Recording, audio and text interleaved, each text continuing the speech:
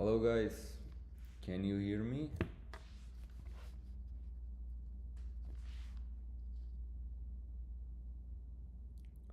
Please let me know in the comments if everything seems fine.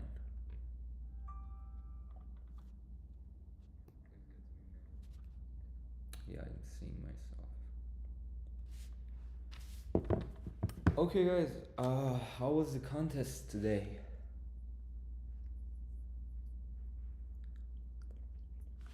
For me personally, it wasn't a very good contest, but at the end I managed to solve problems A to E. How was this contest for you?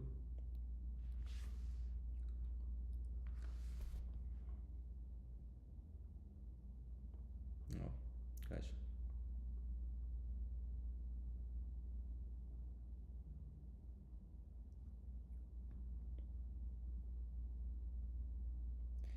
Yeah, but it wasn't a bad contest, I think. And I started very late. I think I was 10 minutes late to the contest. And then I had many wrong submissions. So in overall, it wasn't a very good contest in total, but in the last minutes I could also solve E, and it didn't end up very bad. So yeah, but it wasn't good either. So I think we should start discussing the problems very soon.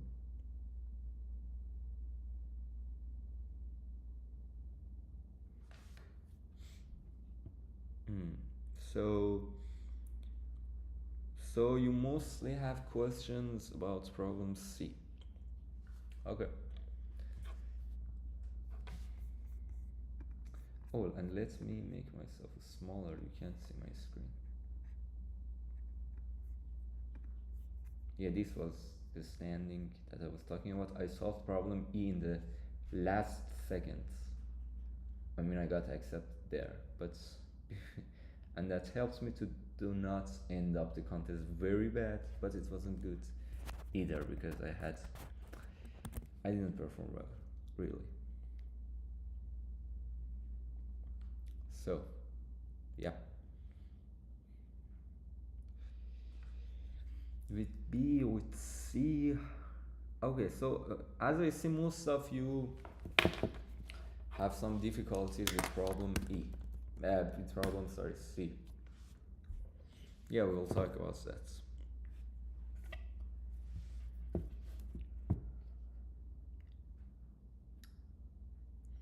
I think we should wait 1 more minute and then we will start talking about the problems. Guys, what is the rating of each one? What is the color of each one of you? For example, are you a newbie, a pupil, a specialist, an expert, a candidate master? I just want to have a general idea about you. I mean, let's share some information about ourselves. Gray, newbie, pupil, newbie, newbie. Okay, awesome. Yeah, I really like newbies. I was a newbie myself too when I started, and yeah, I kind of miss those days that I was here.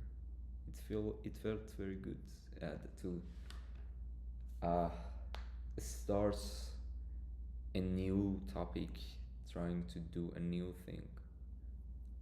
Yeah, it was a good time back then for me.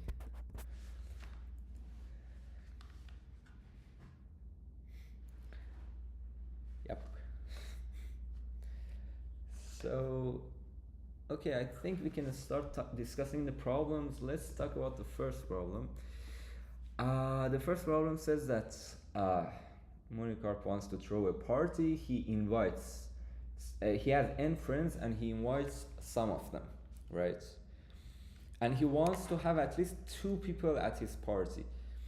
and each of them, the friend number I has some number p of I, and he will join the party if and only if both of people I and p of I will be invited to the party.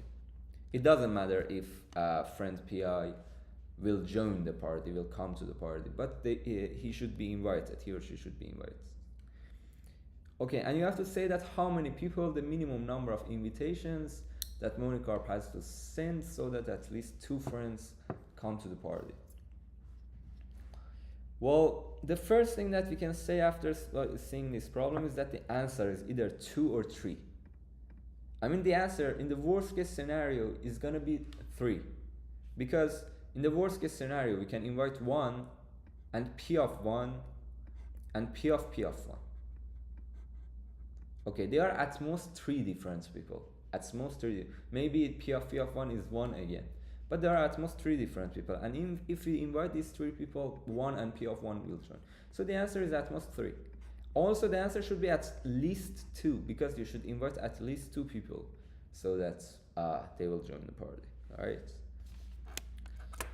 So now the point is that you should see if there is some I and some p of I, such that p of I is equal to I. The answer is gonna be 2,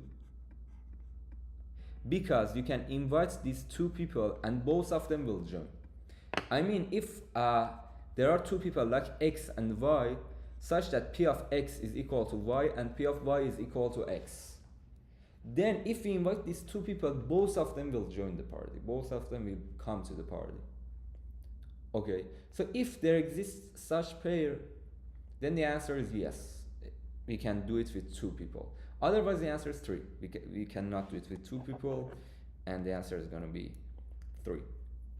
Okay, so the whole thing is, the whole question is that, is there any pairs like x and y such that p of x is equal to y and p of y is equal to x or not? If there exists, the answer is going to be 2, otherwise the answer is going to be 3.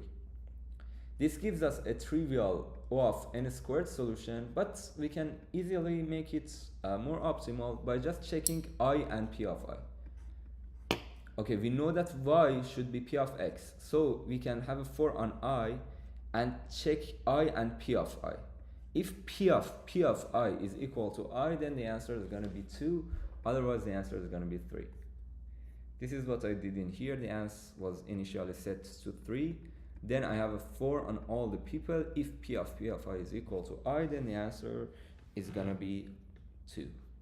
Otherwise the answer remains 3, and at the end I will see how it ends. Okay. So, is it completely clear? Do you need more explanation on this problem, or should I move on to problem B?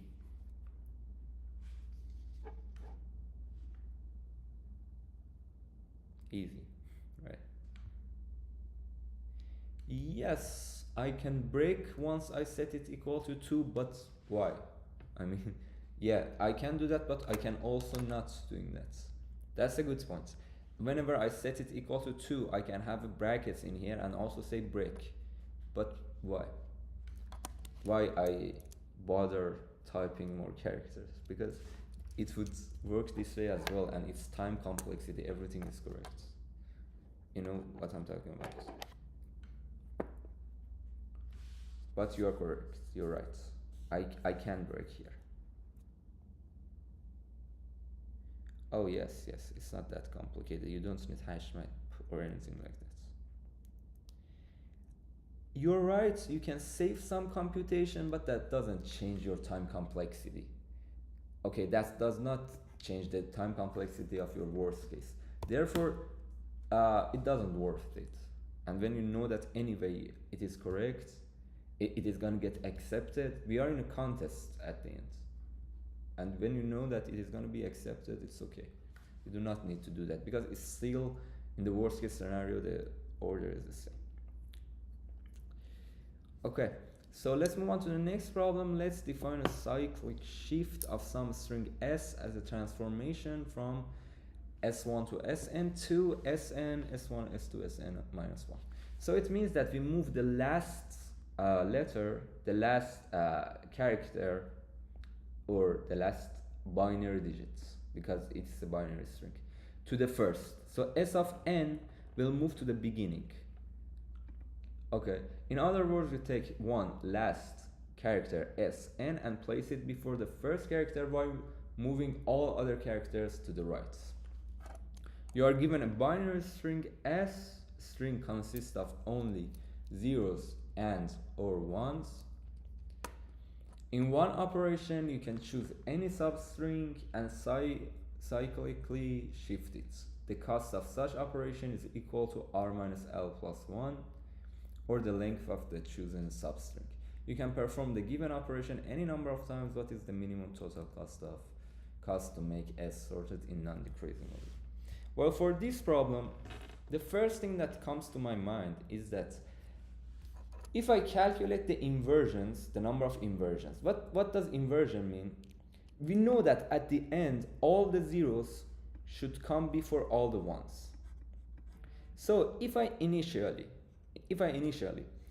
consider all the ones and zeros such that this one is before this zero. For example, in here, we can, let me zoom in. For example, in here,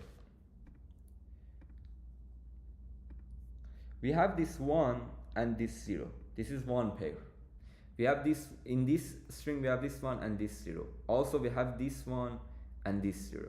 So we have many pairs, this pair, and this pair, for example, in here. So we have many pairs of zeros and ones such that that 1 comes before that 0. And that is called inversions. The pairs that their order, their relative order is not right. So the point is, when you have a cyclic shift, you can only move one last character to the left. So your operation, in other words, can be known as moving one of the binary digits to the left. That's all you're doing. You pick one element and move it to left. Move it to the left. Okay? So that's all you're doing. And your cost is gonna be the length of this this sub array, this substring.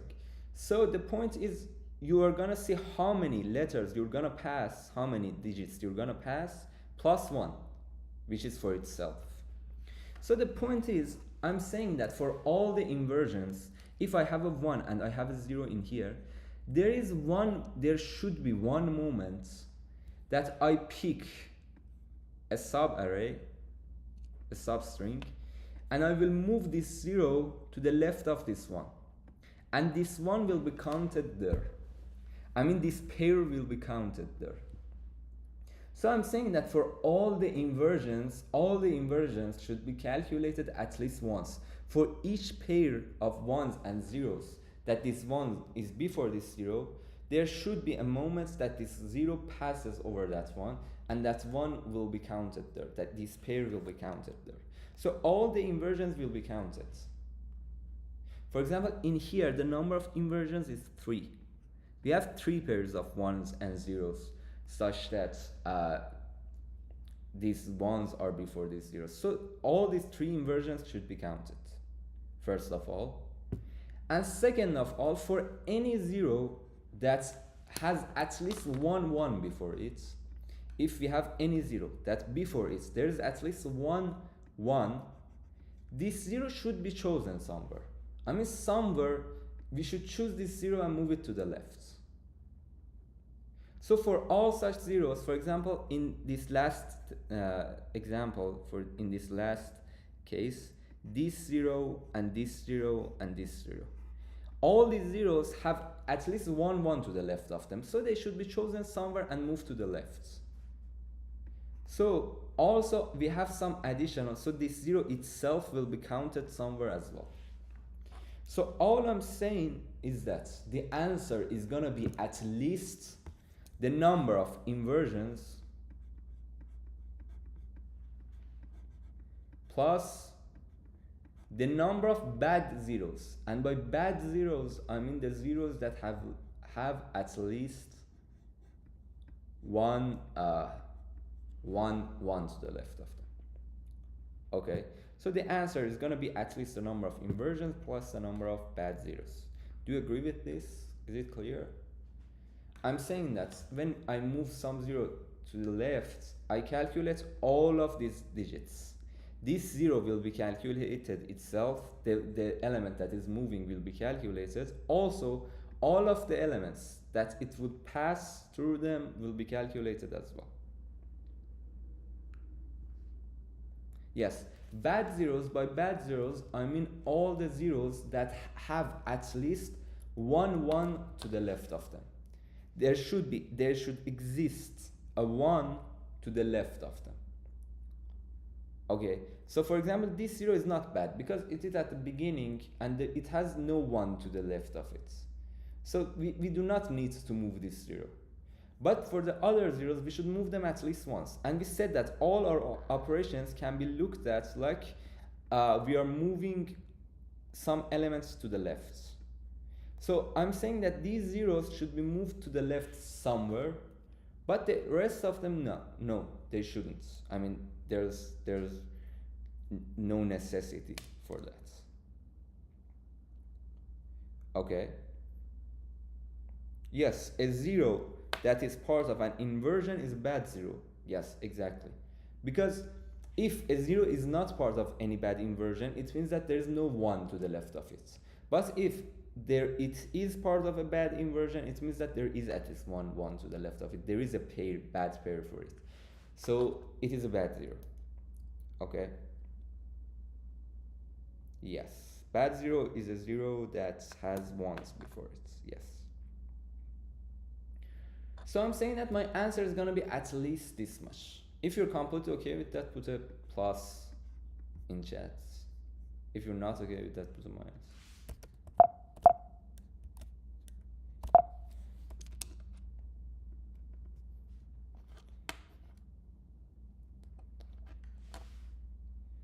Okay, so if I repeat, I'm saying that when I have this 0, it will pass over all these elements in here.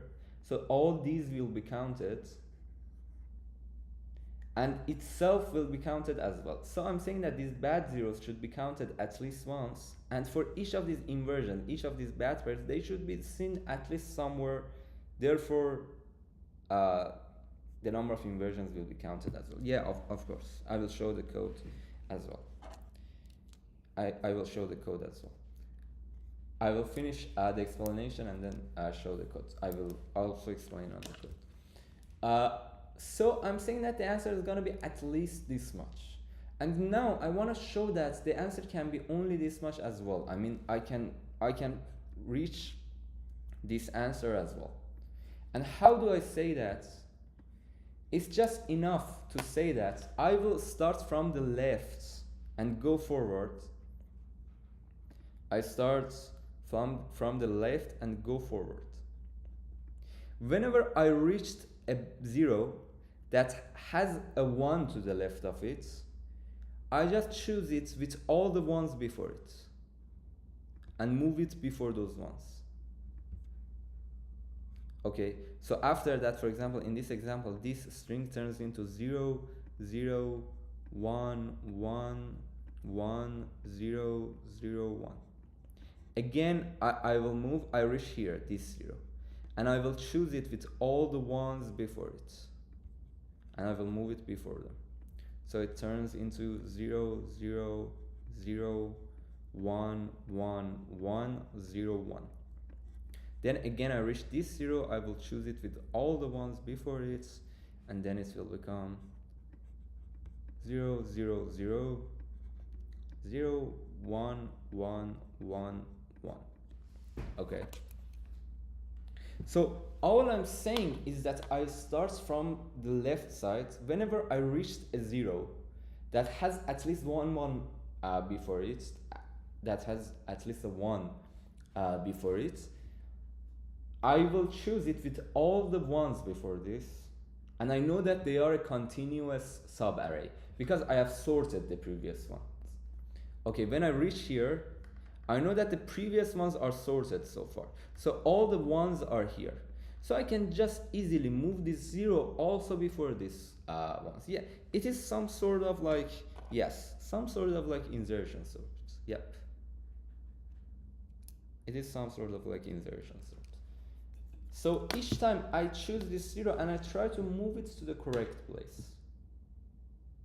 And for doing that, it's just enough to count these pairs. Only I will pass over these pairs which are bad with 0, and I said that anyway they should be counted somewhere.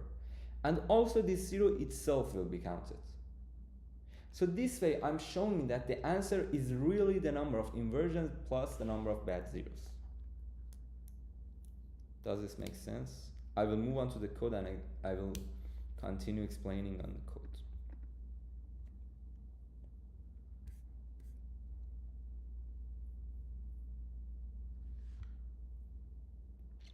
So in this code, you see that I have 3 values: answer, CNT0, how many zeros I have so far, how many ones do I have so far.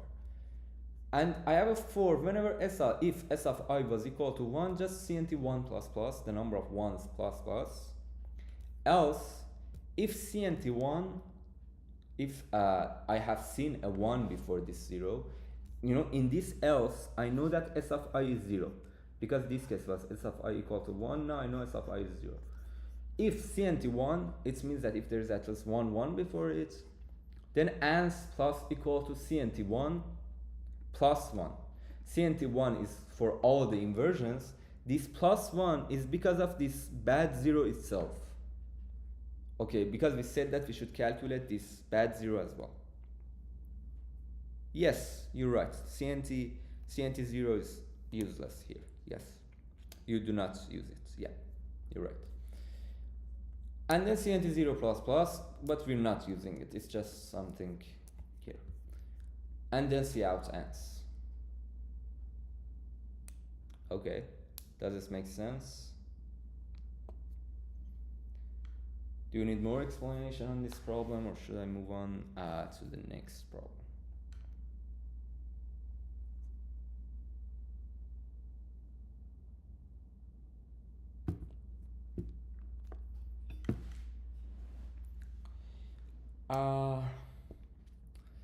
Yes.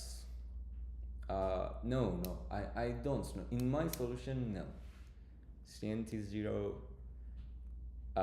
cannot be used as a multiplier, but yes, it's possible to solve it in another way to use it.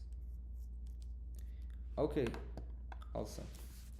So let's move on to problem C, the problem that many of you struggled with.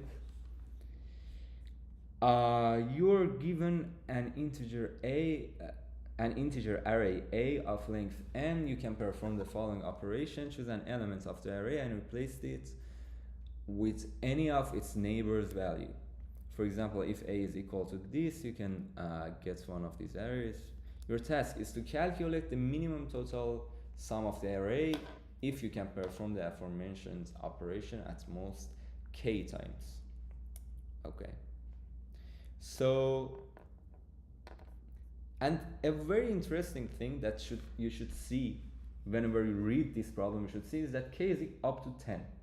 N is up to 3 times 10 to the power of 5, and k is up to 10, and that's very important. So, yes, as you guessed and said, and as you can see text here, you are going to use dp in this problem. I just clicked on the code to show it for a second, but I'm not going to explain on the code yet. We're going to use dp. But let me first explain how do we do that. Well, we see that k is too small. Okay, k is up to 10. So we can kind of have dp of I and j,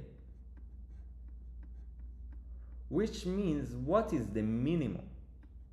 What is the minimum sum of the first I elements if we only use that operation j times? Okay, so dp of I and j means if I only consider the first I elements, these are the first I elements, I ignore the rest of the elements. What is the minimum sum that I can reach if I use only j operations? Okay, so this is what I'm looking for. And in order to find that out, I just say that, well, I have this dp of I and j. I say that it is some sort of, I can look at the problem like this. It's like I have several intervals. You know, I mean, I can also look at the problem like this. It's like I have several intervals, and in each interval I set all of the values equal to the minimum elements in here, in this interval. So in each interval I can set all the values equal to the minimum elements in that interval, and the cost of that is equal to the length of that interval. Okay, so the cost of it is equal to the length of that interval, because if this is the minimum element in this interval, you need, and the length is, for example, L, you need L minus 1 operations to make all of them equal to this one. So to be precise, I should have also say minus 1. But to be precise, my cost is gonna be the length of this interval minus 1. And my total cost should be at most k. Do you agree with this? I can look at the problem like this. I have several intervals, and in these intervals I set all of the values equal to their minimum, and my cost, if the length of that interval is L, I should add up L minus 1, because that's the cost to set all of them equal to their minimum. Okay, so this is just another way to look at the problem and look at the operations, but it does not really change anything, right? It's just another way to look at it. And now I have this dp of I and j. I just say that, okay, I should add an interval to it. How much can be the length of this new interval? It should be at most k. I mean, if the length of this new interval that I'm adding is L, j plus L minus 1 should be at most k, right? Because it was initially j, and now I'm adding L minus 1 to it.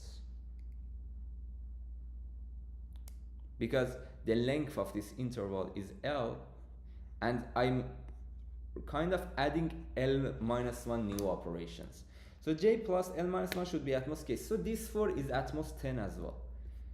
You know, the 4 on j and the 4 on L is at most 10. So I have a 4 up to 3 times 10 to the 5th.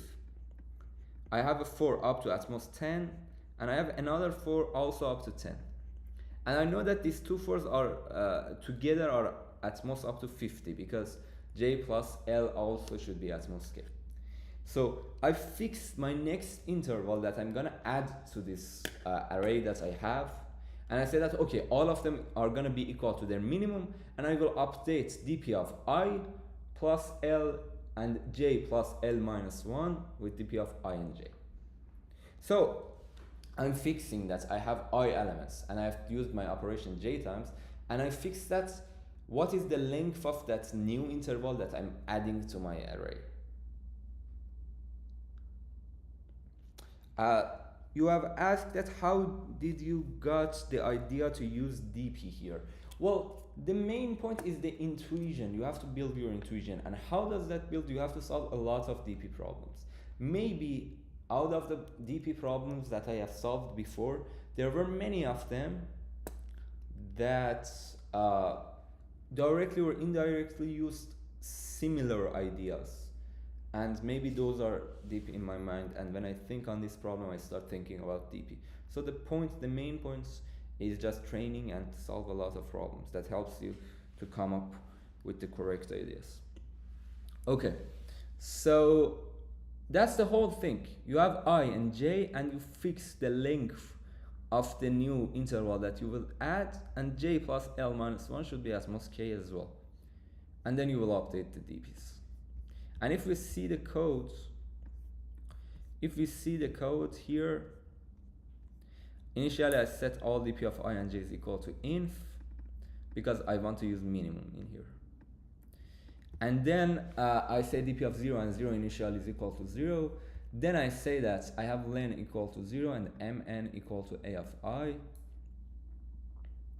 because this mn is equal to the minimum of this new interval, and len is the length of that interval, the length of the interval that I'm gonna have. And then I have for p from 0, p plus j should be at most k, p plus plus. Mn is equal to minimum of mn and a of I plus p, and then dp of I plus p plus 1 and j. In here, p is the length of that subarray minus 1. In other words, the p that I'm trying to fix here is the number of new operations that I'm gonna have. I know that the length of my array, the length of my new interval is p plus 1, and it takes p operations. It's p plus 1, and it takes p operations. So it's gonna be dp of I plus p plus 1, because then I have added p plus 1 new elements to my array. And j plus p, because I have added p new operations. Zoom in, sorry, I didn't see it. Okay, so we have I plus p plus 1, j plus p, and in here we have dp of I and j plus we have p plus 1 new elements, and all of them are going to be equal to their minimum. And in here I have updated my minimum. Okay. Does this make sense?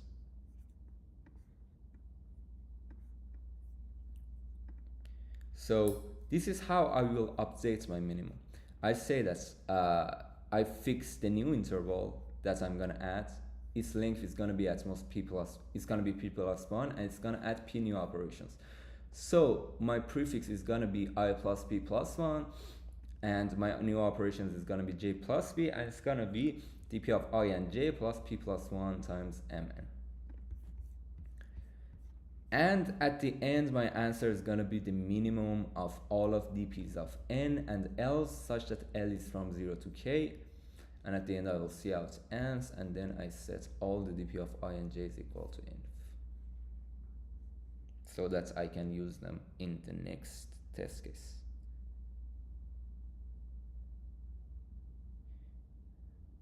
Yeah, sure, I will explain. Variable p again.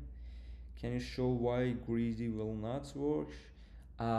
There might be several greedy solutions, none of them would work, I guess, but you can say that which one of them you have in mind, so that I can give you a counterexample for that specific solution.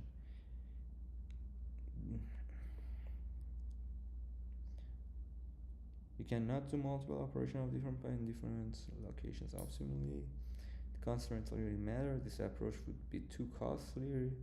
Yes, this approach were too costly if k was large, but exactly the point is that k is too small, and k is designed to be too small so that we can use it and have such solution.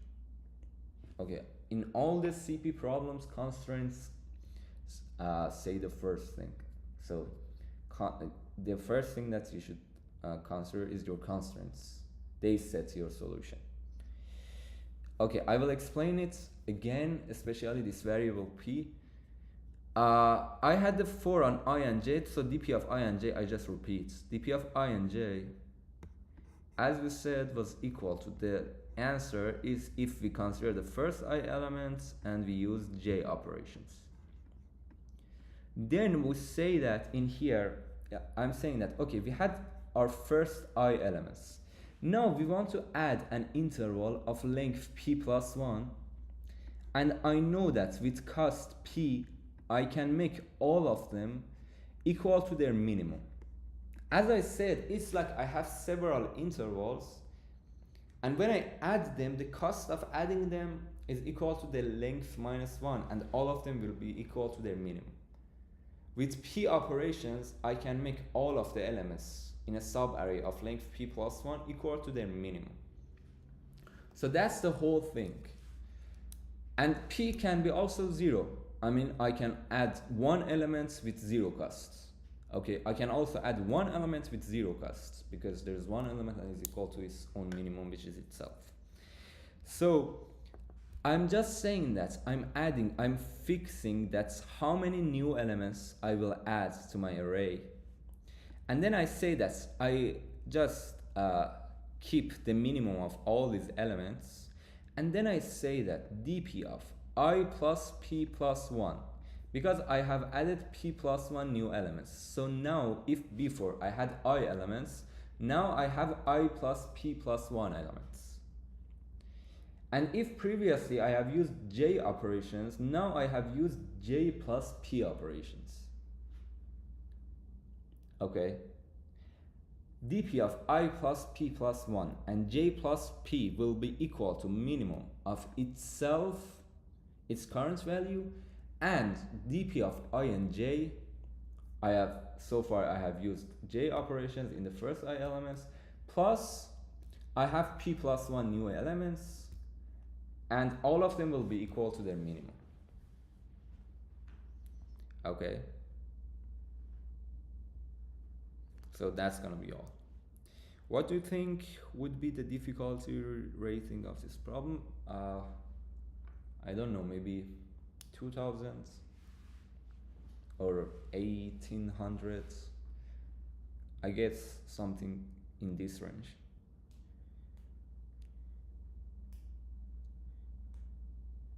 Yep. So is it clear for everyone now? If you're okay with that, put a plus, otherwise put a minus. Please. And if you're okay with that, we can move on to problem D. And if you need more explanation, we can explain this one more.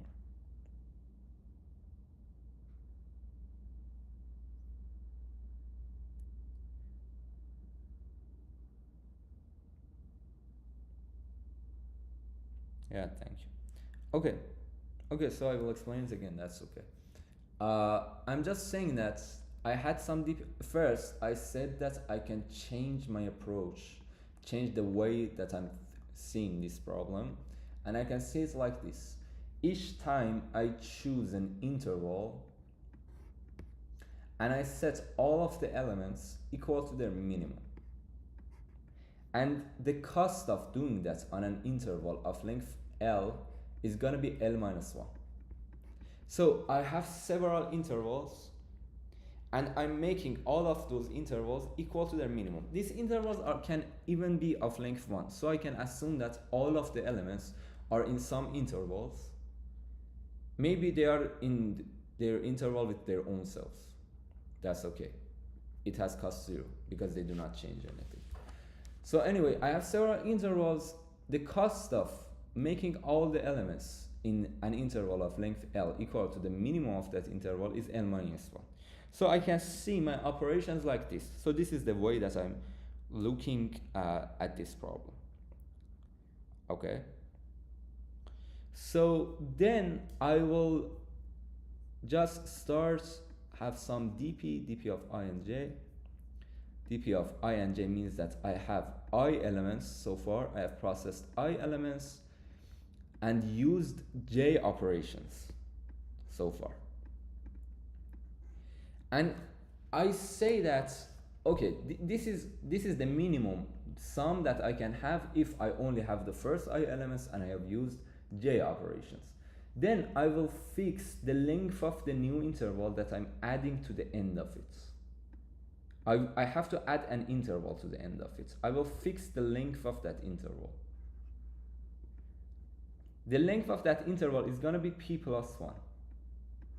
So p is in a way that p is going to be the number of operations that I'm going to add. So I know that I can have an interval of length p plus 1 with p operations.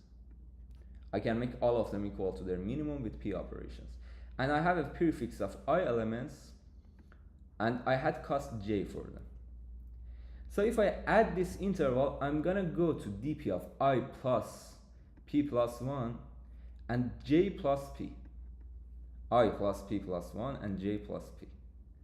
This dp will be equal to minimum of itself and dp of I and j plus p plus 1 times the minimum. Okay. Yes, we are adding all the intervals one by one, all the intervals one at a time. So we add all the elements to the end of our array all together. We do not add them one by one. This is the approach that I used. Okay.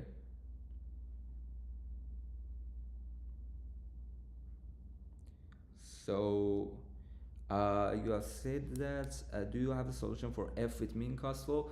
I haven't read f. As I said, I didn't have a good contest and I solved the problem E1. I mean, maybe 30 seconds before the contest ended. I got accepted there.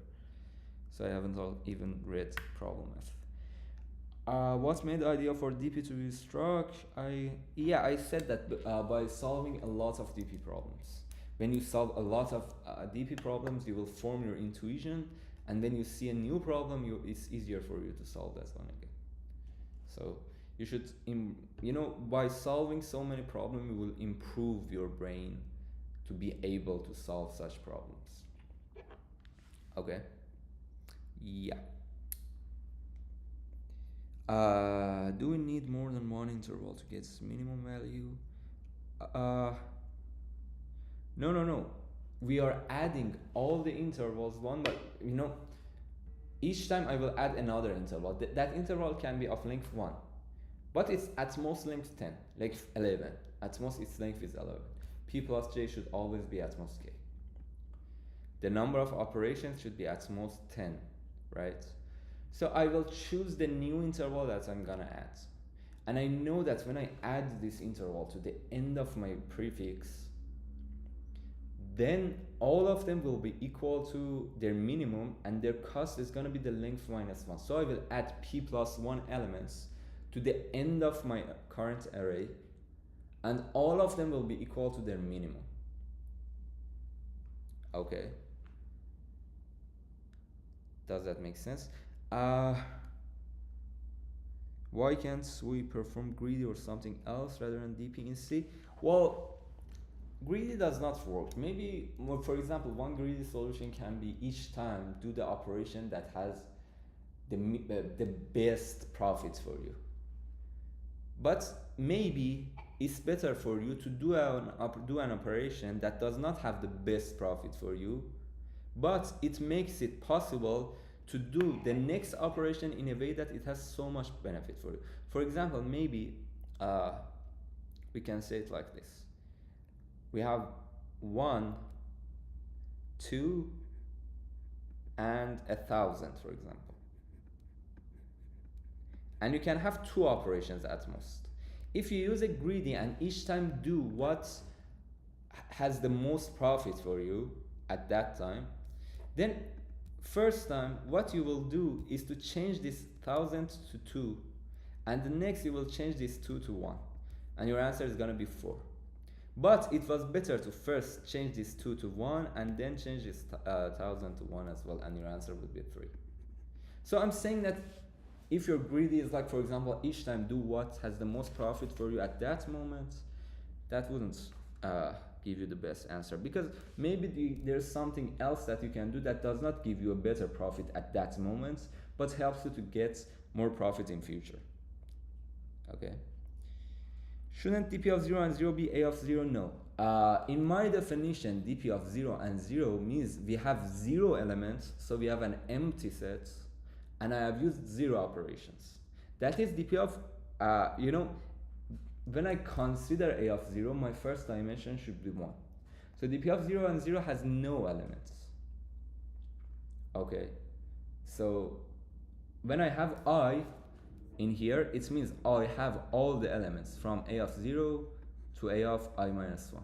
I have exactly I elements. A of 0 to a of I minus 1. Okay. You are getting slow? Yes. I was very slow in this contest, yeah. Unfortunately. Range I can find beginner GP problems. Well, if you're asking that what is the rating range that you should solve, it depends on your current rating. It should be around your rating. But if you're asking that where should I find that, you should go to problem set and add tag in here, for example DP, and then set the difficulty, for example, I don't know, 1100, and then you apply and you have all the problems with difficulty, DP problems with difficulty 1100. Yes, and no, it's not one-based indexing, it is zero-based indexing. It is zero-based indexing, but it is half intervals. dp of I is a of 0 to a of I minus 1. Yeah. Okay, awesome. Should I move on to problem D? I think we can move on to problem D. Problem D says that Alice and Bob are playing a game in the shop. There are n items in the shop. Each item has two parameters, AI and BI. Alice wants to choose a subset of items and buy them. After that, Bob does the following. If Alice bought less than k items, Bob can take all of them for free. Otherwise, he will take k items for free that Alice bought. Bob chooses which k items it will be, and for the rest of the chosen items, Bob will buy them from Alice and pay B of I for the item. Alice's profit is equal to the sigma of B of I minus sigma of A of J, and the money that she gets minus the money that she spends. And Alice wants to maximize her profit, Bob wants to minimize Alice's profit. Your task is to find out what is the Alice's profit if both of them act optimally. Okay, so well, first of all, it is obvious that Bob will choose all the items that have the most B of I's. I mean, when Bob wants to choose k items and buy them for free, obviously he will choose the ones with maximum cost, because he tried to avoid giving those monies to Alice if he wants to minimize Alice's profits. So he tries to avoid to give that money to Alice, and therefore I can say that we can say that for sure those k items that Bob will not pay for will be the items with the maximum cost for Bob. Okay. So that's the first thing that I can say. So if I sort all of the elements by the values of B of I, you know, I did a mistake in this problem. First of all, I tried to prove that if A of I for some item I is greater than B of I, then this item is not useful. I mean, we can ignore this item, and I think I'm right, and we really do not need that item. Maybe I can check it. I can check if I was right about it. I think, you know, I was misled in this problem, and I was trying to prove that A of I, if A of I is less than B of I, if A of I is greater than or equal to B of I, sorry, if Alice should pay for some item more than Bob should, then that item is not useful. That doesn't have any positive effect on the problem. I mean, at the end, I didn't even use that fact. But I think I proved that, and let me check if that was correct, really. Yes, that was a correct fact. So anyway, I proved that if A of I is greater than or equal to B of I, that item is not even useful. But that doesn't even matter in this problem. This problem can be solved without using that fact. I can just say that we know that if we sort all the elements by their B of I in the descending order, sort all the items by their B of I in descending order, then there should be somewhere, I mean, I can fix some points that I can say that before these points, before these points, I should choose k items such that I will buy them and give them to Bob for free. And after that, I can choose any item that I want that I will buy them and sell them to Bob. Well, definitely in the right side, I will only buy the items such that A of I is less than B of I because they have profits for me. So I can find some line such that I can say to the left of this line, I will choose K items and buy them and give them for free to Bob. To the right of it, I will choose any elements that A of I is less than B of I will buy them and then I will solve them to Bob. Okay. Yeah, Bob definitely will take for free those items with maximum cost for himself. So we are sure that if we choose K elements from here, from the left side, then Bob will buy those elements for free. Bob will get those elements for free and will buy the rest of the elements. Okay. So yes, that's what we can say for sure. Okay. Well, and it's obvious that's how we should work. I know that in the right side, I should just buy all the elements that A of I is less than B of I, and in the left side, I should only buy the elements with minimum values of A of I. In the left side, I should only have all the elements with the minimum values of A of I. Because anyway, I'm gonna buy them and give them to Bob for free. So B of I does not matter at all because Bob is not gonna buy them anyway. I'm gonna buy them and give them to Bob for free. So only A of I matters, the ones with minimum A of I. And then I will move this line to the right. So it's like I have some sort of a sweep line. I have a line that I will move it to the right and I will update everything. Okay. So that's how it works. So initially, I will say that. Initially, I source everything. You know, I in here I commented this because I didn't want to risk on that. But if I don't comment it, you saw that when I remove this comment, it would again get accepted. So I will also consider all the items that A of I is greater than or equal to B of I. That doesn't matter. I source all of the elements and by their maximum values of P of I, you know, P is pair of B of I and A of I. And then I will update the values based on this pair that I have sorted based on BI. Now I know that B of I's are in descending order.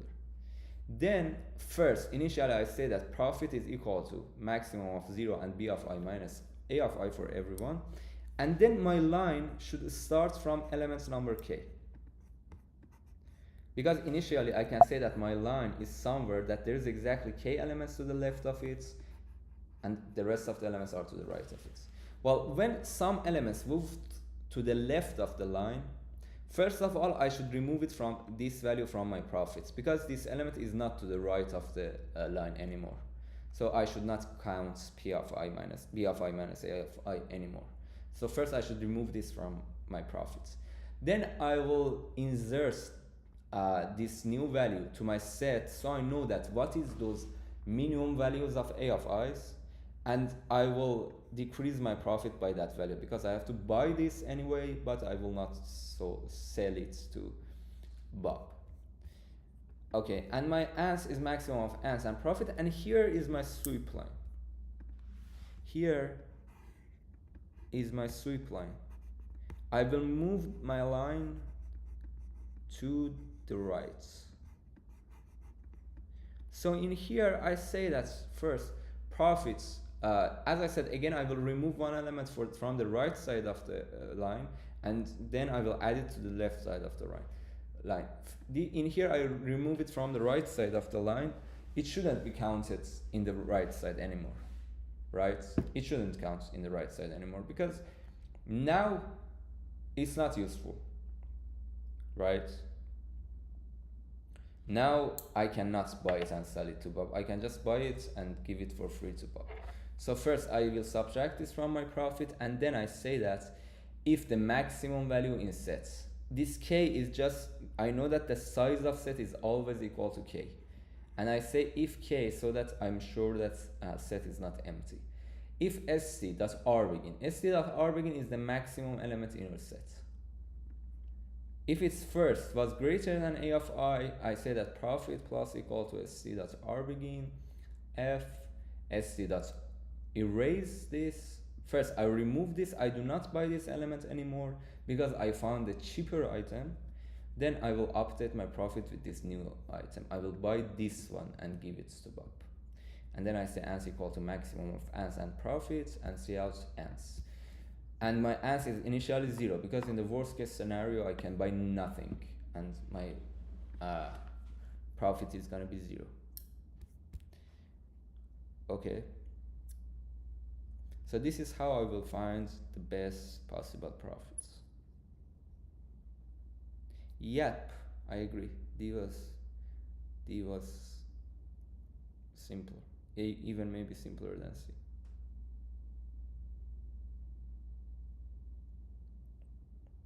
Okay. Is that completely fine?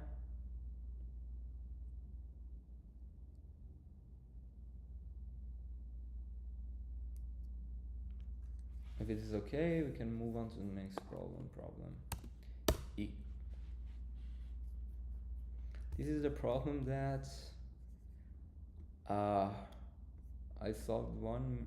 I got accept from it 1 second before the end of the contest, and the only change I made was define int long because there was somewhere that when I was adding n, this would make it long, and I wouldn't notice that, and because of overflow, I was getting wrong answer.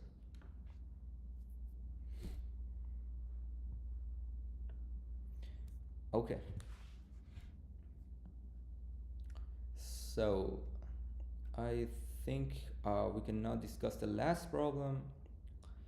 Unique array. You are given an integer array a of length n. A subarray of a is one of its continuous subsequences, and we call a subarray unique if there is an integer that occurs exactly once in the subarray.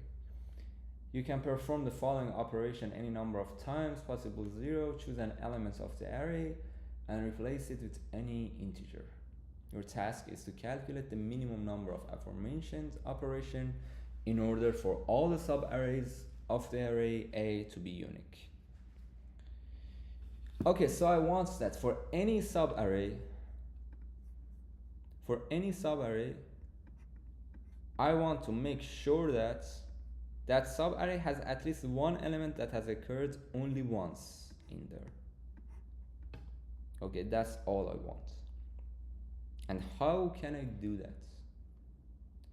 Well, the main thing to solve this problem, the main idea to solve this problem is this. Well, if I start from the left side and I move forward, and I find the first place, the first prefix, that I can argue that this prefix is not good. I mean that in this prefix, if my array was this prefix, then it had a bad subarray. For example, let me give you an example.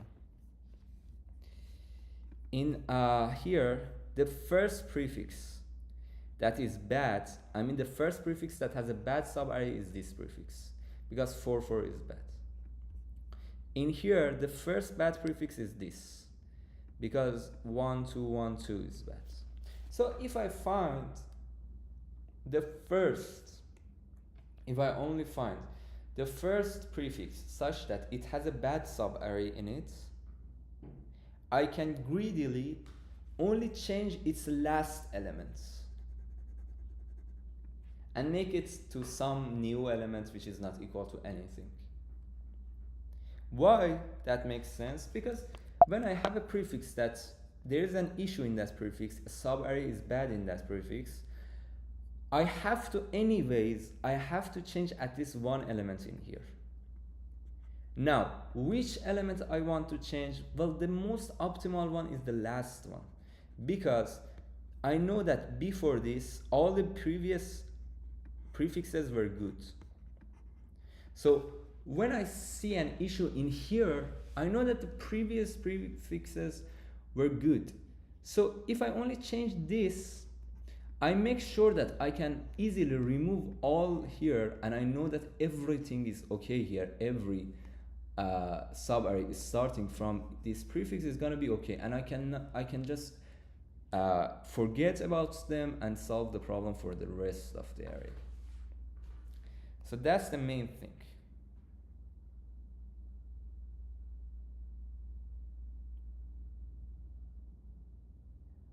Yes, prefix starts from the first element. Yes, I'm saying that I'm considering the first prefix, that this prefix has a subarray that is bad. So I'm moving forward until the first place that I have some issue. So far I didn't have any issue. Now I have an issue. Some subarray is bad. So I'm adding elements one by one. I add 3, I see nothing is wrong. I add 1, I see nothing is wrong. I add 2, I see nothing is wrong. I add 1, I see nothing is wrong. But when I add this 2, I say, okay, this is wrong. Then I will change the last elements. Okay, so I will add elements one by one, and each time when I add them, I see if everything is fine or not. If everything was fine, I will continue. If everything was not fine, I will just change the last element. So this is the greedy idea that helps you solve the problem. That's the main greedy idea to help you solve this problem. And now it's just enough to say that in order to find if everything is okay or not, I use segment tree. Okay, so I use segments tree in order to find out if my current prefix is completely good or no, it's not good, which means that it has a non-unique subarray. Well, whenever I have some value x, again I have a sweep line, and when I have a sweep line, I want for all the elements before it to have all the unique elements if I start from there to here. So when my sweep line is at point P, for each I want to save in my segments that if I have an interval from I to P, how many unique elements does this have? Okay. Yes, exactly. Checking everything is fine can be expensive, but we want to use segmentary in order to do it in a good way. Yes, you're right. So I want that for each I know that how many unique elements I have. If my sweep line is at point P, I want that in my segment for each I know that from I to P, how many unique elements do I have, right? And how can I update this? It's just enough to say that, well, when I add some x, when I have a new element x, if I consider the 2 previous x's that I had before this, well, I can say that when this new x arrives, when I add this new x, all the intervals that are starting from here, I should add 1 to them, because they will have 1 more unique elements in the subarrays starting from those points. And all the elements in here, I should subtract 1 from them, because now they have 1 less unique elements. Previously, this x was unique, but now it's not unique anymore, so I should subtract 1 from them. So I should update 2 segments, update 2 intervals. Add 1 to one interval and subtract 1 from another. Okay? So that's all I should do. And at the end of it, I should find out what is the minimum value in here, in my segments. And if that minimum was 0, it means that there is a subarray such that this subarray has no unique elements. And that's bad. So I should change the last elements. Okay. And how do I implement this? it's just enough to say that.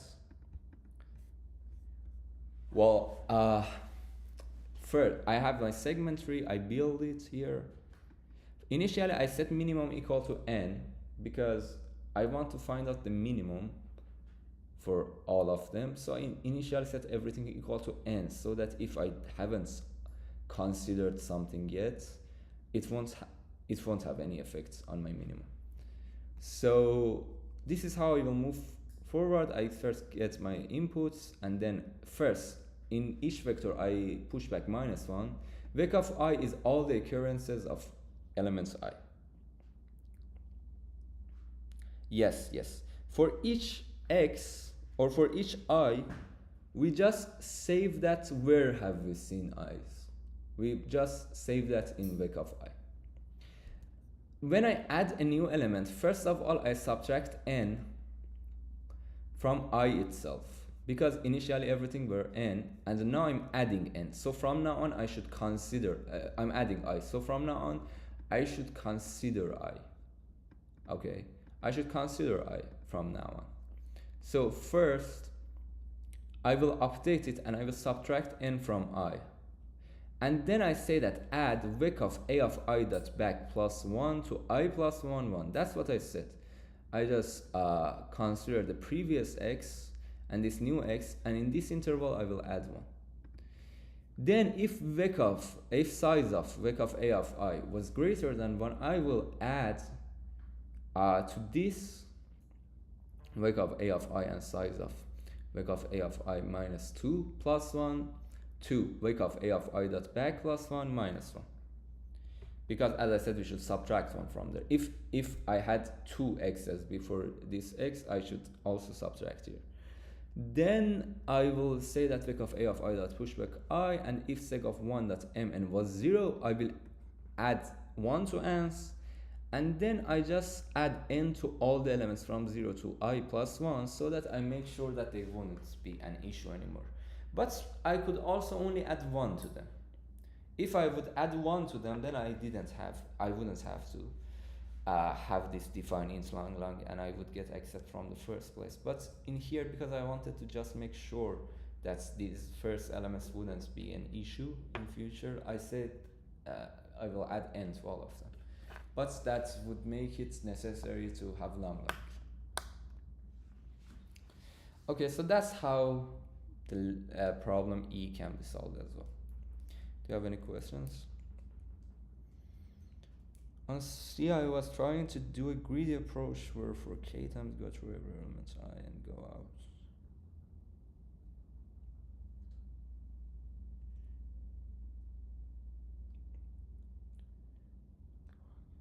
A from it.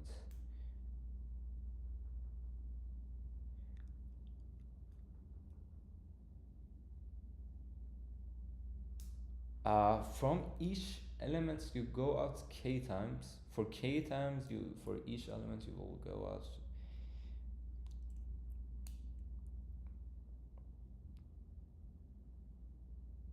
I mean, if you do that k times, how do you know that you wouldn't change the same interval many times when you do not memorize anything? And if you just do it once, then it would be hard to find out that how do you change several intervals. At level, do you recommend learning at level? Which level you mean? I do not. Before getting to candidate master, I do not really recommend you to learn even segmentary. I didn't learn segmentary before I became a candidate master. This is a distraction, and if you are not even if you are in the beginning of your journey, and for example you are expert or below, you do not specialist or below, do not never ever learn segmentary. That's really wrong. When you are expert, you can choose. I personally didn't learn segmentary when I was an expert. I learned it when I was a candidate master. So it's not about knowing complicated data structures, it's about solving problems, as we said it many times, and you should improve that. So I do not recommend, if it was me, I recommend you at least become expert for sure, but I would also recommend that after you become a candidate master. Yes, yeah. When you get okay with the greedy idea, it has a greedy idea at the beginning. When you're okay with the greedy idea, then the rest of it, then the greedy solution, then the segmentary solution, and the rest of it would be easy. Okay.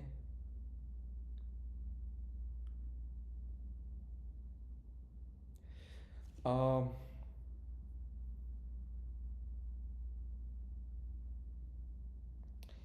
well, the question in here in your greedy solution is that how do you decide that how many elements you will change?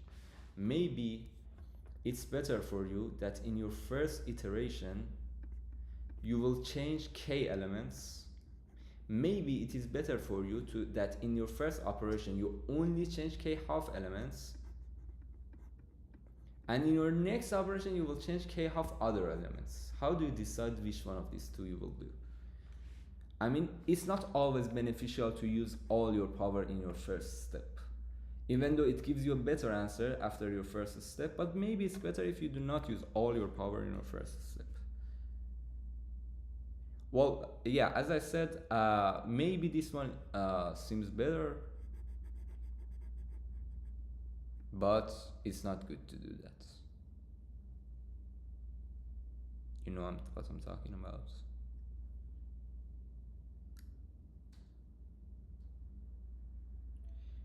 Yes, I do not recommend learning segmentary. I this is not my approach. I didn't learn that very soon, and I also don't teach it to my students very soon. I'm someone who believes that you should focus on problem solving. That's the main point. I mean, learning these data structures is either easy, even easy. It's not the hard part even, and it's not the beautiful part also. The beautiful part is when you solve a lot of problems and so on. So yeah, I recommend you to solve so many problems. Yeah, you're welcome. I'm happy that you use it. When I think about a problem and find that I can't solve it, when should I look at the tutorial? Yeah, when you find out that you can't solve it and you're really stuck, you do not have any other idea, I believe that's completely okay to read a tutorial or the codes of other people. It's not good if you still have some ideas, because at the end of the day you want to train thinking on the problems. So if you still have ideas, it's not good to spoil the solution. But if you're stuck, that's completely okay. That's how you will learn new things. I learned most of the ideas by seeing people's codes.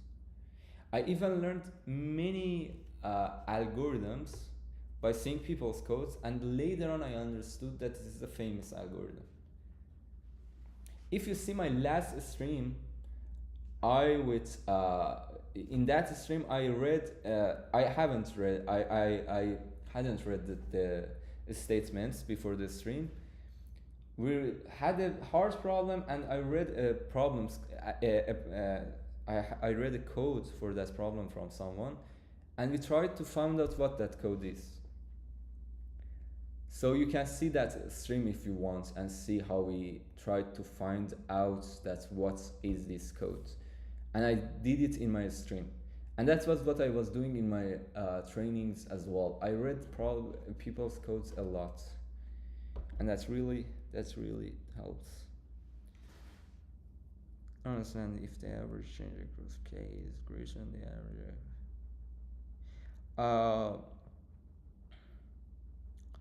Well, it depends. That what do you mean by the average?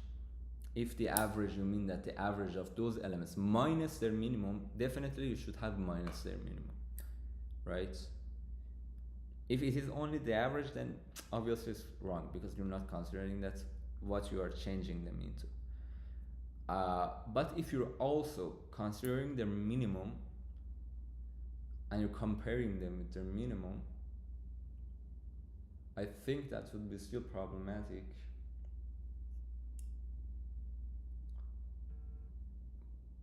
because maybe changing these k elements would be more beneficial than changing these k half elements, and you will change these k elements, but those k half other elements that you're changing wouldn't be so beneficial for you, and it was better if you would do another operation. So yeah, I see what you're talking about.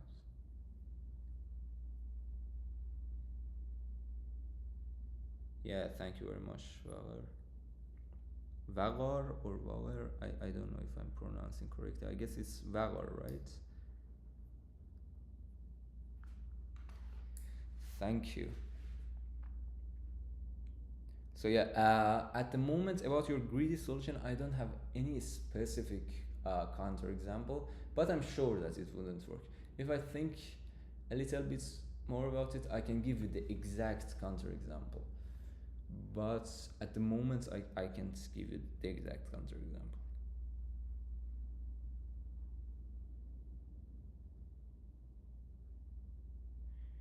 Let me see. Uh,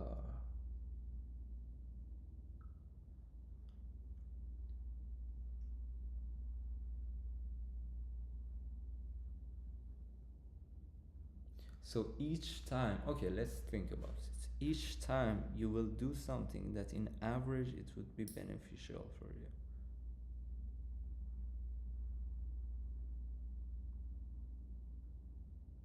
Oh yeah, I see. I see some issue in it.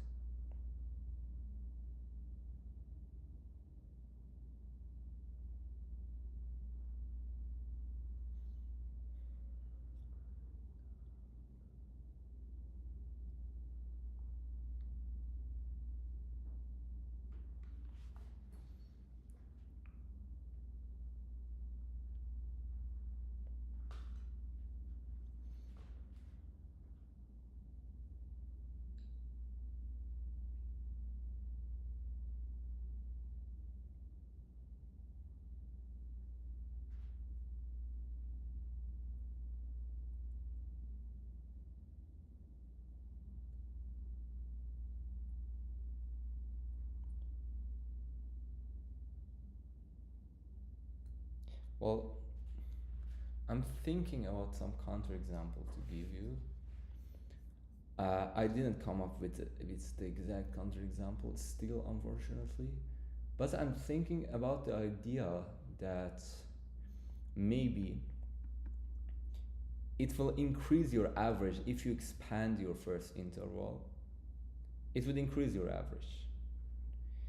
But the remaining value of k would become so low that it would harm your result at the end in your next step, because you could, with more k, you could change something that now you cannot change that anymore, and that was more beneficial.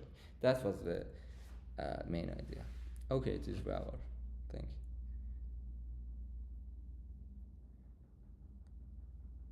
I'm not sure if that helps, Caleb, but I hope it helps you. Yeah, I didn't. I wanted to come up with the exact numbers to give you, but I couldn't do that yet. Yeah, I talked about how you can become pro at solving a lot of problems. Definitely don't bother learning so many complicated data structures and algorithms so far. And if you do that, it's the best approach for you. Try to maybe participate in the contests, then come and hear the solutions, etc. Uh, can you try the last problem live? You mean problem F? I think today we do not have enough time to do that. I wanted to do that for sure. If we could continue, but I think I have to leave the live stream now because of some uh, personal works, but we will talk about that in the future for sure. And I'm trying to also have some weekly live streams to only talk with you and do different things that you suggest, for example reading some solution, etc., maybe whatever you want. And yeah, we can do that in those weekly live streams. Yeah. And yeah, I will solve these two last questions as well. Yeah, about DP, you have to solve a lot of problems, and it's better if it is around your current rating. It do not need to be above your current rating. It's even okay if it is 100 or 200 below your current rating. For example, you choose DP in here, and then you say, for example, 1100. And then Codeforces brings for you all the DP problems with difficulty 1100, and you can start solving them. So that's how you can improve on DP. Also, I have a series on DP problems, and I will add more videos in there soon. That you can also follow that series and learn DP from there as well. Yeah, maybe we will talk more about that in my next stream. Guys, I hope you enjoyed this stream and learned from it. As I said, I will try to add my weekly streams in order to talk more with you and do what you want, maybe check some codes, etc.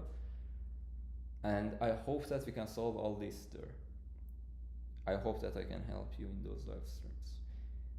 So I think I will see you next time. For now, goodbye.